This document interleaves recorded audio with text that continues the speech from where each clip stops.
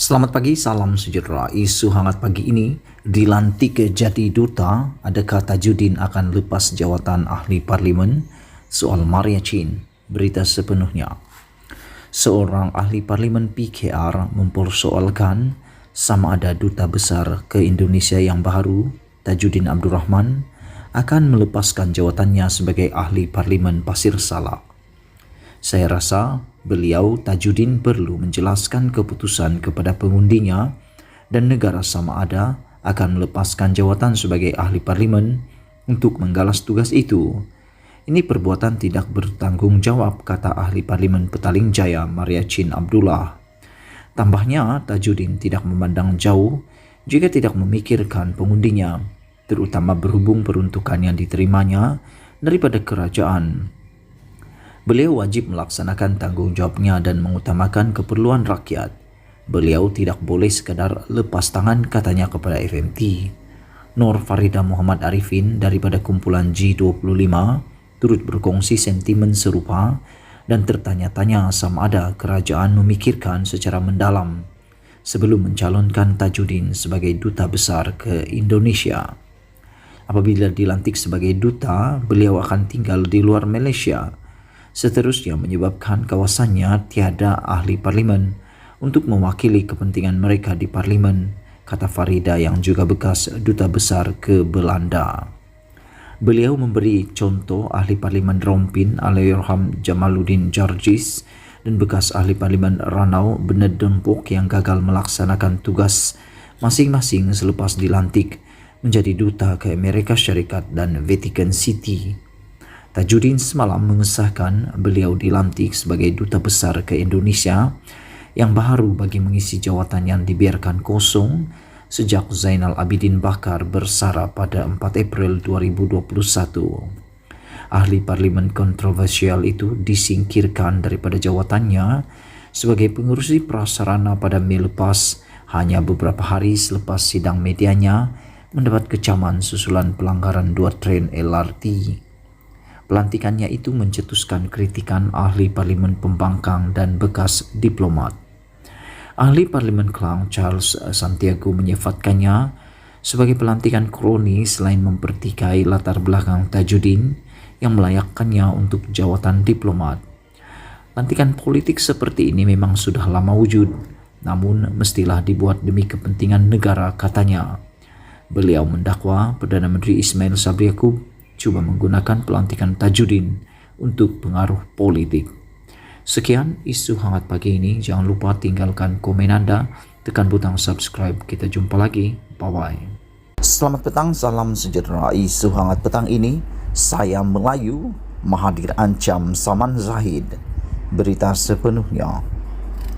Bekas Perdana Menteri Dr. Mahathir Mohamad jarang mengugut hendak menyaman seseorang. Bagaimanapun, kali ini berbeza sama sekali. Mahathir hari ini mengancam hendak menyaman Presiden UMNO Zahid Hamidi kerana mempertikaikan status kaumnya sebagai orang Melayu. Saya cabar Zahid untuk tunjuk bukti tentang identiti saya yang dipertikai diri saya, status bangsa saya sebagai orang Melayu. Jika dia tidak meminta maaf dan menarik balik fitnah itu, saya akan ambil tindakan mahkamah, katanya sambil menyifatkannya kenyataan Zahid sebagai memualkan. Mengaku mempunyai darah India, Mahathir menegaskan namanya diambil dalam kad pengenalan menggunakan bin, bukan anak lelaki. Mengikut takrifan Perlembagaan Malaysia Perkara 160, saya Melayu dan perjuangan saya adalah untuk bertahan kepentingan bangsa saya. Ibu dan bapa saya dilahirkan di tanah Melayu sebelum merdeka dan kami semua beragama Islam. Sejak kecil, pertuturan keluarga saya di rumah adalah bahasa Melayu, serta adat yang kami amal adalah adat Melayu, katanya. Zahid pada Julai 2017 ketika menjadi Menteri Dalam Negeri menunjukkan gambar didakwa salinan kad pengenalan Mahathir yang menurutnya memaparkan namanya sebagai Mahathir anak lelaki Iskandar Kuti. Anak lelaki adalah singkatan kepada anak lelaki yang biasa digunakan pakai sesetengah kaum termasuk India. Kuti ialah nama dalam bahasa Tamil. Nama Melayu menggunakan gelaran bin atau binti, istilah Arab yang merujuk kepada anak lelaki atau anak perempuan. Menyifatkan Zahid sebagai seorang pembohong tegar, ahli Parlimen Langkawi itu berkata, tujuan Zahid berhubung kenyataan kad pengenalannya itu sewaktu kempen pilihan raya ke-14 hanya untuk memburukkan dirinya. Zahid juga, kata Mahathir, menggambarkan seolah-olah dia menipu mengenai status bangsanya. Sebelum ini saya tidak gemar mengguna mahkamah walau ramai yang memfitnah saya, kerana saya sedar di dalam kempen politik akan ada yang bertindak di luar batas dan had. Tetapi kali ini saya merasa perlu bertindak kerana sikap pembohong Zahid ini amat memualkan dan tidak boleh dibiar begitu sahaja.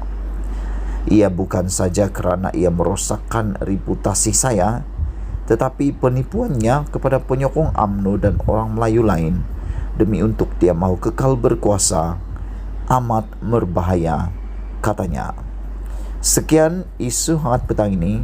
Jangan lupa tinggalkan komen anda. Sila tekan butang subscribe untuk mendapatkan isu-isu terkini daripada channel ini. Sila tinggalkan komen dan share video ini untuk diketahui sebagai semua orang.